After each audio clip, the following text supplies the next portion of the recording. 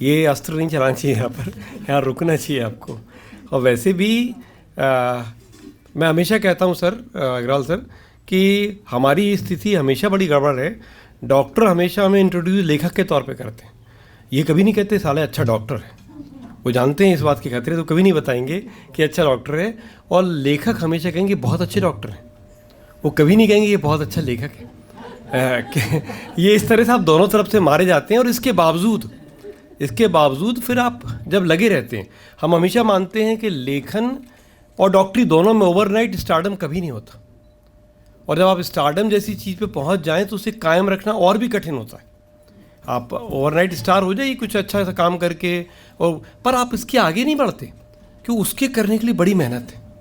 अगर आप उसके लिए तैयार हैं, हम लोग कहते हैं भैया कि साहित्य में आप तब घुसिए, स्टार बनने के लिए आए हैं तो आप कवि सम्मेलन वगैरह करते रहिए, वो सब ठीक है, मीडिया में जाके करिए और कुछ करिए। अगर आप वास्तव में साहित्य करना चाहते हैं, और साहित्य वो चीज़ नहीं है जो बड़ी कठिन सी हो, जिसको पढ़ के आदमी कहे यार मर गए, ऐसा नहीं, आपसे जुड़ जाए वो साहित्य वो जो आपसे जुड़ता है। तो वो करने के लिए आपको एक अलग ही किस्म, इसे कोई आप किसी पे एहसान नहीं कर रहे एक्चुअली। आप अगर कोई साहित्य कर रहे हैं, आप अच्छे डॉक्टर हैं तो आप कमा रहे हैं, वो एक अलग बात हो गई। पर एक अच्छे डॉक्टर हैं तो ये आपका सेटिस्फेक्शन है। और आप जब हर दिन नए डॉक्टर, अगर आप अच्छे हैं तो हर दिन अच्छे डॉक्टर बनेंगे। अगर आप अच्छे लेखक हैं तो हर दिन आप अच्छे लेखक, अपने आप को रिपीट नहीं करेंगे।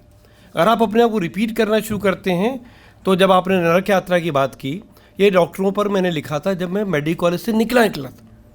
और मेडिकल कॉलेज के उस अस्पताल के माहौल को लेके मैंने एक उपन्यास लिखा, जो आज भी मैं सकता हूँ 14-15 संस्करण निकल चुके, क्योंकि हिंदी में एक संस्करण भी बिकना बड़ा कठिन चीज़ मानी जाती है। इस पर फिल्म भी प्रस्तावित है, इसका एक स्क्रीन प्ले भी हो गया है, अब आ रहा है कि नहीं शायद। एक बड़ा नाटक दिल्ली में ये NSD में खेला जाना है, उन्होंने उससे परमिशन ली। तो आप नथिंग सक्सीड्स लाइक सक्सेस वाला मामला है कि बारामासी का इंग्लिश में अनुवाद हुआ है। जो लोग हिंदी नहीं पढ़ते, अंग्रेजी दा टाइप के मानते हैं, बारामासी का इंग्लिश अनुवाद हुआ है। मैंने अलीपुरा नाम से छप गया ये, उसमें बहुत कठिन था और बेहद कठिन था। मैंने उसको डिस्करेज किया था जब वो आया मेरे से, एक जबलपुर के पागल टाइप के आदमी हैं सर हाँ, उन्होंने मुझे कहा कि सर मैं इसका अनुवाद करना चाहता हूँ। मैंने कहा नहीं सर, नहीं हो सकता, आप इसका कोशिश मत करिए, आपका नुकसान होगा, टाइम का खराबी होगी।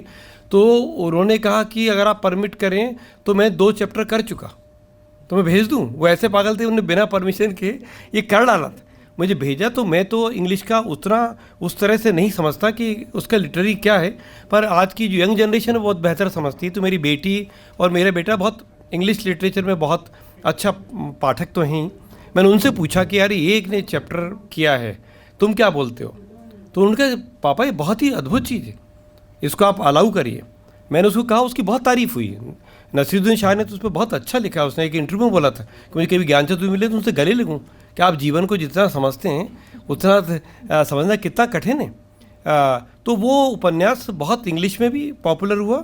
और अभी ये पागलखाना जिस पर ये अभी अवार्ड मिला है, ये व्यास सम्मान, हिंदी मैं ये तो नहीं कहूँगा, पर ये करीब करीब बुकर प्राइज़ के इक्विवेलेंट जैसी चीज़ कुछ है, हिंदी में बड़ी चीज़ मानी जाती है। और हमें व्यंग्य के लिए मिल जाएगी, हम तो कभी सोचते नहीं थे। ये तो बड़ा 10 बेस्ट बुक्स है पिछले साल की, जो 10 साल में जो किताबें हैं, चाहे कविता की हो, चाहे कहानी की हो, चाहे निबंध की, आलोचना की, कहानी की, उपन्यास की, उनमें से वो सिलेक्ट करते हैं। और एक बहुत मैं अभी भी नहीं जानता किन ने सिलेक्ट किया, कौन सा जज की पैनल थी, कौन से लोग थे, पर उन्होंने किया इस किताब को सिलेक्ट। ये पागलखाना जो उपन्यास है, बिल्कुल एक अलग किस्म का जेनर का अलग ही तरह का उपन्यास है। तो आप लगातार आप बदलते जब आप अपने आप के लेखन को हैं कि आप अब उसका भी पागलखाना का अनुवाद आ रहा है, इंग्लिश में हो चुका, और नियोगी बुक्स वाले छाप रहे हैं। और मेरे बिल्कुल लेटेस्ट एक मैंने स्वांग करके उपन्यास लिखा था अभी। स्वांग मतलब मेरे उपन्यास की थीम ये है कि everything has changed into a farce. Police station है पर पुलिस स्टेशन नहीं है, अफसरी है पर कोई अफसर नहीं है।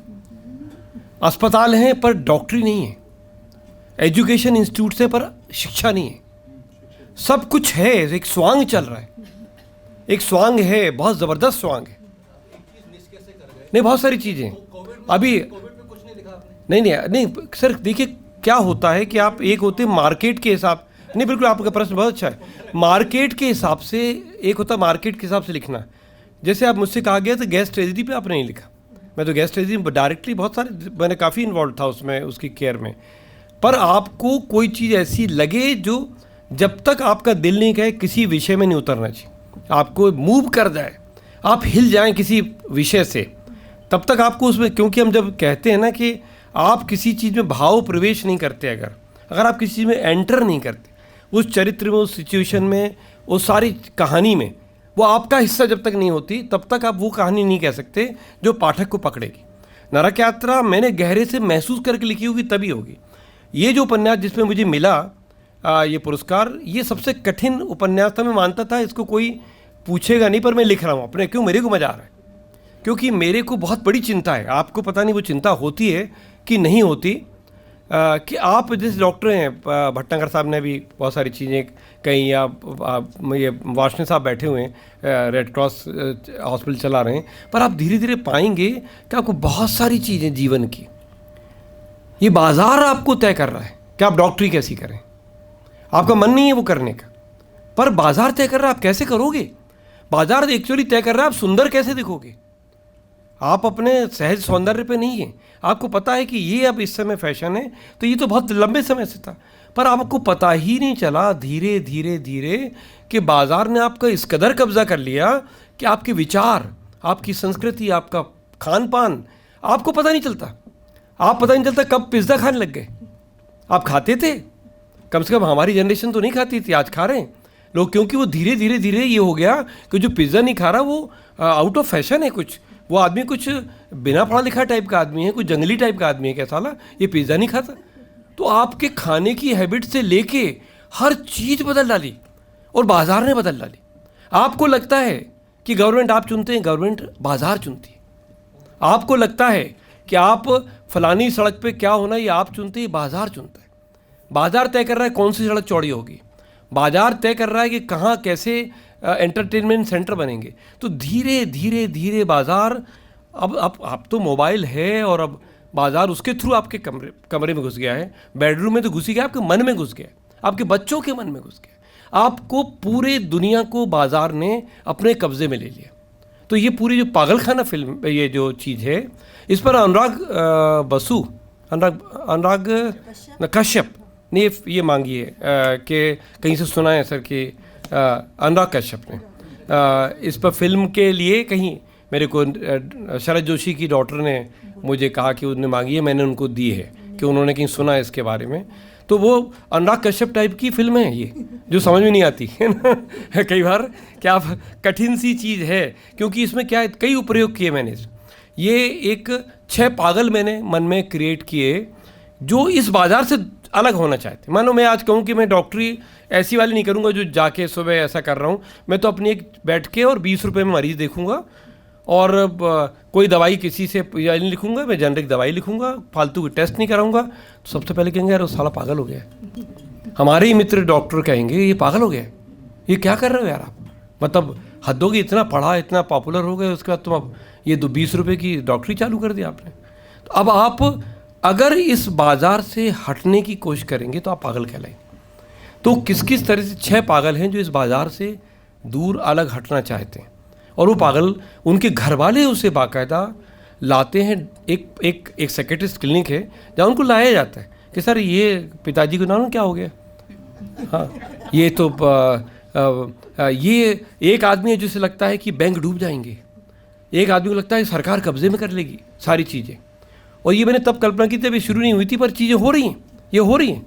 सरकार ने बहुत साफ कर दिया कि आपके बैंक पे 10 करोड़ पड़े हों, हम आपको 5 लाख देंगे बाद में। अगर डूब गया बैंक तो आपकी जो लीगल वो है वो केवल 5 लाख रुपए पाने की है, बाकी कहाँ गया क्या गया वो उसकी होती रहेगी, हम आपके उसके लिए जिम्मेदार नहीं है। तो अब कहीं एक असुरक्षा का गहरा भाव ये बाज़ार ने दिया है, क्योंकि बाज़ार ने, बैंक बाज़ार के पीछे खड़ा है, बाज़ार बैंक के पीछे खड़ा हुआ है, उसे बैंक को खींचना है पैसा। उसका बैंक की स्वास्थ्य में इंटरेस्ट नहीं है, उसे बाजार में बैंक को कितना इस्तेमाल कर सकते उसमें। तो बड़ी कॉम्प्लेक्स सिचुएशन है बाजार, और ये बहुत ही कठिन किताब है इसीलिए। और हिंदी में इसको इसलिए बहुत सारे पुरस्कार मिले, केवल इसलिए कि ये किताब आप उस बाजार के बारे में बात कर रही जो आज तक किसी ने कविता में भी नहीं करी, और छोटी छोटी कविताओं में भी नहीं की। और आपने एक पूरा उपन्यास लिखा पूरे 6 पागलों के बारे में जो भागते हैं और फेल होते जाते हैं। वो भागते हैं पर भाग नहीं पाते इस बाजार से। एक आदमी जो बाजार में सुरंग खोद के और निकलना चाहता है, दुनिया में कहीं ऐसी जगह में सुरंग पहुँचे जहाँ पे ये बाजार नहीं होगा, पर वो जहाँ निकलता है वहीं बाजार होता है। वो सुरंग खोदता जाता है पर वो वहाँ नहीं पहुँच पाता जहाँ पर और वो बहुत सारी तो फैंटेसी में लिखा हुआ एक उपन्यास ये मैंने लिखा था, जिसके के लिए मुझे वैली ऑफ वर्ड्स में लखनऊ में होती है, वहाँ होती है देहरादून में, उसमें इसका अवार्ड एक बड़ा मिला था। फिर मुझे शब्द सम्मान एक होता है, सब 1-2 लाख वाले हैं पैसे से, क्योंकि आंकते हैं इसलिए मैं बोलना पड़ रहा है, नहीं तो कि वो भी एक मार्केट का हिस्सा है कि वो हमारे उजाला वालों ने गुलजार साहब ने दिया था मेरे को, वो पुरस्कार मिला था। और ये तीसरा बड़ा पुरस्कार इस किताब पे, जिसको कि आउटवर्ड करीब शुरू में तो रिजेक्ट कर दिया था लोगों ने कि बड़ी कठिन किताब लिख दी है, क्योंकि इसमें 6 पात्र के मैंने नाम नहीं लिखे। एक प्रयोग इसमें ये किया कि वे, वह, मैं, वो ऐसा करके पात्र हैं। अब आप कैसे कहोगे कि यार ये वो वहाँ से वहाँ गया, तो अब ये कौन सा चैप्टर चल रहा है? वो वाला चल रहा है जो सुरंग खोद रहा था, या वो वाला चैप्टर चल रहा है जो हवा में सुरंग खोद रहा है, या वो वाला चैप्टर चल रहा है जो रात में एक ऐसे पागल है जो छत पे बैठा रहता है कि बाजार आएगा इधर से और ये इस गली में प्रवेश करके मेरे घर पे कब्जा कर लेगा, मुझे घर से बेदखल कर देगा, और ये हो रहा है। आप कभी नहीं कह सकते आपका घर कब कब्जे में आ जाएगा। आप घर पे बैठे हैं, सरकार के आया कि आप ये लीजिए, ये मुआवजा और घर छोड़िए, आप कब सड़क करो, हम यहाँ पे बना रहे हैं या फलाने चीज़ बना रहे हैं, सरकार ने कब्जा कर लिया। आपने आपकी उससे ये वो मकान, जो मकान था, जो घर नहीं था, जो ईंटें नहीं थी, जो मेरा भावनाओं का एक पूरा एक जगह थी, उसे कभी भी ध्वस्त किया जा सकता। तो आप वो छोड़ दीजिए कि तो वो जो चीज़ें, वो पागल है, वो डर रहा है कि कोई आने वाला है, वो रोज़ छत पे खड़ा रहता है, वो देखता है कि आने वाला है, और धीरे धीरे वो एक दिन एक पागल को देखता है उसके, क्योंकि घर से दूर बिल्कुल बगल में एक मॉल खड़ा हो गया जो राक्षस जैसा खड़ा है एक बड़ा, उसे लगता है ये बाजार है जो अब अंदर आएगा, देखना अंदर आ जाएगा, और वो उस घबराहट में एक दिन छत से गिर जाता है। वो उसकी एक अलग ऐसे 6 कहानियों के ट्रैक चल रहे हैं, और फिर कैसे आप 6 कहानियों को ट्रैक को एक जगह जोड़ते हैं, वो कहानी कहने की कला है कि आप 6 कहानी अलग कर रहे हो, आप कहाँ जोड़ेंगे। तो मेरे को, हम लोग स्विट्ज़रलैंड गए थे, तो मुझे लगा यार कहाँ कहानी ख़त्म करें अब, ये तो ऐसी कहानी है। तो हम स्विट्ज़रलैंड गए, तो वहाँ हमने एक फूलों वाली एक वहाँ पे एक जगह है जहाँ पर एक बड़ी सी एक फूलों घड़ी जैसी है, और उसमें से हर घंटे पे जब 12 बजते हैं तो वो एक पुतला निकलेगा डांस करता हुआ, और 12 बार ऐसे निकलेगा, और लोग खड़े रहते हैं उसके लिए। बसेज रोक दी जाती हैं कि देख के जाएंगे उधर, तो हम लोग खड़े होकर वो देख के आए थे। मेरे मन में वो पुतला है, या बाद में मैं करीब स्ट्रगल करता रहा 2 महीने कि इसका एंड कहाँ करूँगा। वो मेरे मन में एक दिन आया कि हाँ यार, ये तो बहुत ज़बरदस्त चीज़ है कि अगर एक ऐसा शहर में एक ऐसा घंटाघर है जिसके लिए बड़ा नाम है, और वहाँ पे वो पुतले घूमते हैं, डांस करते हैं, इसको मेटाफर को मैं लेता हूँ, और मैंने उसको इस्तेमाल किया बहुत खूबसूरती से, और वो अंत की बहुत तारीफ़ हुई हर जगह कि आपने जो अंत बनाया कि लास्ट में वो पुतले आपके कब्जे से बाहर आ जाते, और समय आपके कब्जे से बाहर आएगा, तो वही जब समय आएगा तब बाज़ार पराजित होगा। ये एक उस तरह से मैंने इसकी कल्पना की थी। तो मैंने बहुत सारा टाइम आपका वैसे ही ले लिया, मैं कुछ नहीं पढ़ूंगा, और मैंने बस बता रहा था कि लेखक का मन यूँ चलता है, मतलब, और आपको हर बार अपने ही मोल्ड को अगर ब्रेक नहीं करते तो आप एक सामान्य, ऐसी डॉक्टरी का है, मैं कह रहा हूँ। अब सुमित साहब हैं, इन्होंने मान ली कार्डियोलॉजी कर रहे हैं, तो जब तक ये अपनी जो एस्टेब्लिश चीज़ें उनसे ब्रेक करते नहीं रहेंगे, अपने आप को नहीं तोड़ते जाएंगे उस बाउंड्री को, तब तक आप एक अच्छे से, हाँ, एक अच्छे डॉक्टर है उतनी हो पाएगा। एक्स्ट्राऑर्डिनरी बनने के लिए आपको बहुत सारी चीज़ें करनी पड़ती हैं। लेखन में भी यही है, आप एक सामान्य लेखक बन के रहना चाहते हैं, उसके बियॉन्ड जाना चाहते हैं, उसके बियॉन्ड जाना चाहते हैं, जब तक आप अपने आप को रोज़ एक चुनौती पेश नहीं कर पाते, तब तक आप बड़े लेखक, मैं ये नहीं कह रहा मैं बड़ा लेखक हो गया, पर मैं कह रहा हूँ बड़ापन की तरफ बढ़ने के लिए आपको बड़ी कोशिशें करनी पड़ती, आपको अपने आप को रिपीट करना ही नहीं है। तो मैंने कभी कोई विषय रिपीट नहीं किया।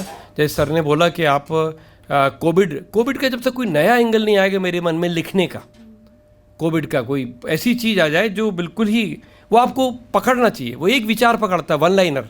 जैसे अभी हमने एक फिल्म स्क्रिप्ट करके दी तो वन लाइनर दिया उन्होंने हमको, यार ये आप अगर इसको इवॉल्व कर सकते हैं सर, तो किसी ने आपका नाम लिया आप ही कर सकते हैं तो आप कर दें। तो मैंने उनको पकड़ के दी पूरी एक स्क्रिप्ट, पर वो वन लाइनर आता है आपके मन में उपन्यास लिखने से पहले, फिर वन लाइनर आपको चेज़ करे, अगर आपको चैन ना लेने दे, वो लगे यार इस पे लिखना है, इस पे लिखना है, इस पे लिखना है, फिर आपको चरित्र आते हैं, फिर आप घटनाएं आती हैं, फिर आप लिखना शुरू करते हैं, ऐसे चीज़ें बढ़ती हैं। बहुत बहुत धन्यवाद आपने मुझे। जी सर, नहीं सर, मैं पढ़ दूँ, मैं इस पर एक पेज पढ़ देता हूँ, केवल एक पेज, पहला बिल्कुल इंट्रोडक्टरी। पागल खाने लेके आए मैं और लेके नहीं आया, तो मैं क्योंकि मुझे कहा गया था इसी उपन्यास से पढ़ना है, वरना मैं कोई छोटी मोटी रचना ले आता। पर ये महत्वपूर्ण है, मैं समझता हूँ इस बात को। अब आप इस तरह से जानिएगा कि आपका जीवन बाजार के कब्जे में, उसका इंट्रोडक्शन मैंने एक शुरुआती पेज में दिया है, उसे सुन लीजिए। एक दिन जीवन पर बाजार का पूरा कब्जा हो गया। समय ऐसा आया कि विचार, सोच, धज, कपड़े लत्ते, भाव, प्यार, मुस्कान, संस्कृति, कला, संगीत, साहित्य, लोक जीवन, हर शय बाजार के इशारे पर चलने लगी। पर तब भी कुछ सिरफिरे जीवन को बाजार से बड़ा मानते रहे कि जीवन बड़ा है, बाजार बड़ा नहीं है। ये पागल कहलाए, यही पागल थे, ये उन्हीं पागलों की कथा है। तो ये पहला मैंने एक इंट्रोडक्शन छोटा सा लिखा। इसके बाद मैंने उस समय की बात की, बस ये पहला पेज पढ़ूंगा, इतना ही है, बहुत बड़ा नहीं है, छोटा सा, एक पेज जितना एक पेज होता है। तो मैं एक पेज, पहला पेज पढ़ रहा हूँ। ये किस समय की कथा है। दुनिया में किसी को पता ही नहीं चला और उनका कब्जा दुनिया पर हो गया।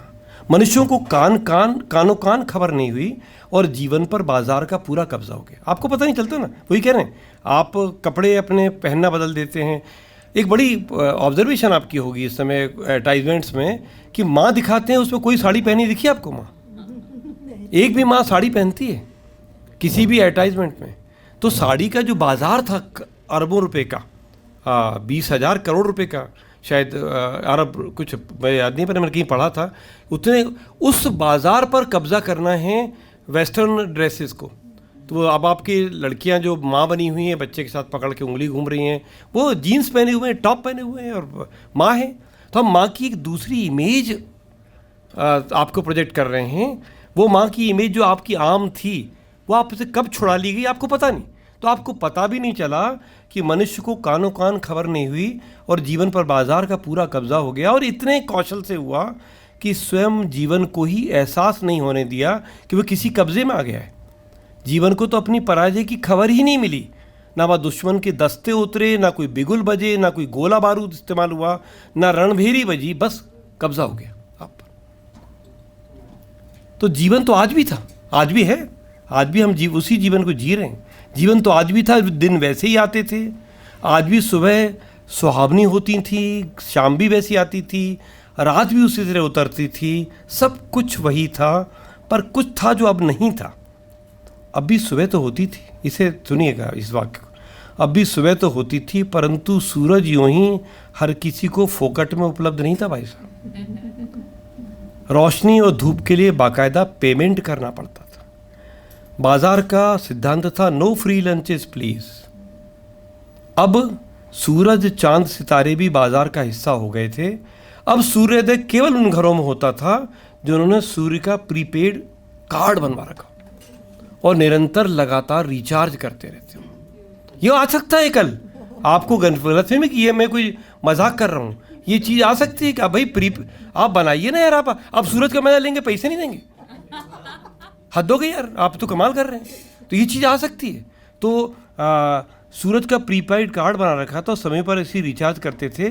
बाजार ने सूरज को अपनी मुट्ठी में बांध लिया था और उसकी हथेलियाँ नहीं जली थी, ना ही उसके हाथ की रेखाएं गई थी। बाजार की पकड़ बेहद ठंडी होती, बहुत ठंडी होती है। वो सूरज का तेज भी ठंडा हो सकता है उसके सामने। रोशनी के सर्वाधिकार अब बाजार के पास थे, तो क्या आदमी के पास अब अंधेरा रह गया था? नहीं साहब, अब अंधेरा भी बाजार के कब्जे में था। ये आप गलत फहमी बोल रही है। अब आप चलो ठीक है रोशनी मिली, हम अंधेरे में टटोल करेंगे, ना ना ना, आपके हाथ में बाजार अंधेरा भी नहीं था। अंधेरे की भी कई स्कीमें निकाल रखी थी बाजार ने। आप अपने चॉइस से खरीद लीजिए, अपनी हैसियत से ले लीजिए। आप पैसा देकर हर अंधेरे को अपने मज़े के लिए इस्तेमाल कर सकते थे। अब अंधेरे आनंददायक भी हो सकते थे, मादक भी, स्वप्निल भी, उत्तेजक भी। बाज़ार में अंधेरे और तरह से भी उपलब्ध थे, जैसे कि मान लीजिए किसी के इलाके घर को यदि गहन अंधकार में डुबाना हो तो बाजार उसकी व्यवस्था कर सकता था। इवन किसी पूरे देश को, ये तो आप देख रहे हैं अभी, अगर किसी पूरे देश को अंधेरों में डुबाना है तो इसकी बाकायदा बाजार बोले तथा हथियार का बाजार ये जो यूक्रेन युद्ध करा रहा है। सब आप कहते हैं हमारे बिकें जाएं, तो आप तो किसी देश को अंधेरे में डुबाने का भी काम बाजार लेने को तैयार है। अंधेरा बाजार की ताबेदारी में था। अंधेरे में रहने को अभिशप्त लोग भी अंधेरे में सुरक्षित रहने के लिए बाजार पर निर्भर हो गए थे। बाजार उन्हें चमकीली चप्पलें बेचता था। इस तरह बाजार जब पूरी कायनात को अपने कब्जे में लेने के लिए 10 दिशाओं से एक साथ चला रहा था, ये तब की कहानी। धन्यवाद। पहली बात तो आप भूल जाइए कि कोई पॉलिटिशियंस को ज्ञान दे सकता, ना गूगल ना आप, ना लेखक, ना डॉक्टर, वो ज्ञान से परे है। कुछ ऐसी चीजें हैं जो सबसे ऊपर, बस खुदा है उसके ऊपर। तो वो एक आप उनसे सोचिए भी मत, क्योंकि आप हमेशा निराश होंगे और पराजित होंगे। आप कोशिश करिए। होता ये है कि मैंने अपनी जो किताब जिस पे पागलखाना है उसमें एक चैप्टर बनाया था कि जो बाजार है वो बाढ़ की तरह घुस गया आपके घरों में और आप उसका उत्सव मना रहे हैं जी। और आपकी कलाकारी ये है कि आप जो बाढ़ का पानी घुसा है उसमें आप उत्सव मना सकें। तो ऐसा ही है कि जो राजनीति आपने अपने अंदर लाने दी, ये हमारे थैंक्स टू डॉक्टर्स ओनली। आपके चिकित्सा के क्षेत्र में अगर राजनीति वालों ने वो घुसे हैं तो आपकी ही मेहरबानी से घुसे। हर डॉक्टर चरणों में गिरने को तैयार हो अगर, और जो दूसरा जरा भी अपराइट हो, वो कहते हैं ना कि जब आपसे झुकने को कहा तो आपने रेंगने को तैयार हो। तो आप रेंगने पर ही अगर उपलब्धि किया हासिल सोचें अपना कि हम तो इसी में हमारी उपलब्धि है, तो राजनीतिज्ञों से आप लाभ लीजिए, उनको ढंग से मैनेज करें। अब तो ये है सही बात, तो स्थिति यही है कि आप उन्हें मैनेज कर सके, उन्हें बता सके क्या सही है क्या अच्छा है, पर उनके लिहाज से। हर चीज को अगर राजनीतिक चश्मे से देखना उनकी आदत है तो चश्मे का गिलास हम बन सकते हैं जी। तो ये जब फंड हैं, चीजें हैं और वो चाहते हैं उसको वो किसी तरह से आपको सजावट की तरह इस्तेमाल कर सकें जी। तो आपकी सजावट आपकी जरूर है, पर आप उसको इस्तेमाल करिए। जैसे प्रिवेंटिव हेल्थ की बात कर रहे हैं, जैसे आप डाटा की बात कर रहे हैं जी जी। जैसे अभी आप दो ही क्षेत्रों में काम करना चाहते हैं। हम कहते हैं कि साहब हम और मुझे नहीं लगता बेटा कि केवल ओपीडी में कोई प्रिवेंटिव चीजें दी जा सकती है। प्रिवेंटिव के जो बहुत सारे फोरम और हैं जो मैडम कर रहे हैं, एम्स में हम लोग कर रहे हैं। आपने हमारे साथ बहुत बार ऐसे प्रोग्राम्स में किया है, डाइट वाले में, डायबिटीज वगैरह, ब्लड प्रेशर, यंग बच्चों के लिए। आजकल तो सबसे अच्छा यूट्यूब चैनल, हम अपनी यूट्यूब चैनल क्यों नहीं चलाते? हम एक यूट्यूब चैनल चलाते हैं अपनी वर्टिकल के हिसाब से। हमारे पास टेक्निकल लोग हैं। आपको इससे अच्छा लगेगा कि इस कमरे में एक व्यक्ति बैठा है जिसके यूट्यूब चैनल पे 10 मिलियन फॉलोअर्स हैं। आप बैठे अग्रवाल साहब मेरे पुराने मित्र हैं, और तो आप इसकी ताकत को कम मत मानिए। अच्छे अच्छे पॉलिटिशियन घबराते हैं यूट्यूब चैनल की पॉपुलैरिटी, हम उसको पॉजिटिवली इस्तेमाल कर सकते हैं अपने इसी फोरम को। एक इसकी बात है यूट्यूब चैनल, और जिसपे हम अपने जो मेंबर्स हैं उनको अलग अलग चीज़ों पर, खासकर यंग आदमियों की अगर बात करते हैं, that will be far better than probably opening a OPD somewhere and then expecting everybody to go there, और उस ओपीडी में वो अटेंड करेगा और आएगा, और कोई डॉक्टर बैठ के एक आदमी को तो नहीं समझाएगा। और अगर आप एक ही आदमी समझा दें तो क्या हुआ? तो वो एक दूसरे तरह की चैनल ढूंढना पड़ेगी आपको प्रिवेंटिव हेल्थ के लिए। मेरा यही कहना। अच्छा, आप जब आए तो एक बात मिस हो गई थी जो आपने जोड़ी, उससे हमने वही बोला था कि इसका इसके 2 वर्टिकल के फोरम होंगे। एक इज़ प्योरली साइंटिफिक, वो इनफॉर्मल रहेगा। एक प्योरली पॉलिटिकल है, नॉट पॉलिटिकल पार्टी। अभी चुनाव आ रहा है, तो हम अभी हमसे सिर्फ ये पहले बोलेंगे, तो सारी जो बॉडी MCI वगैरह हैं, दे आर ऑल रिएक्टिव, वो बाद में रिएक्ट करती हैं। उनको एक थोड़ा डर सा लगता है कि हम पहले से कैसे बताएंगे। तो this body if it takes shape, ये प्रोएक्टिव हम एक भोपाल का मेडिकल विजन दे रहे हैं। वो गलत हो सकता है, अधकचरा हो सकता है, पर हम देने का प्रयास कर रहे हैं। और उनको ऐड कर रहे हैं लोग। हमको सिंपल मैथ्स तो आती है ना कि किस चीज़ में भोपाल ओवर सप्लाइड है, तो हम ये प्रयास कर रहे हैं कि उसको प्रोएक्टिवली दें। एक प्रयास हमारा ये है कि पॉलिटिकल होगा, सबको भेजा जाएगा। तो आपके आने से पहले ये चर्चा हुई थी। अगर आप परमिट करें और डॉक्टर वार्ष्णेय बोलें, तो हम सीनियर्स ने बहुत कुछ बोला यहाँ।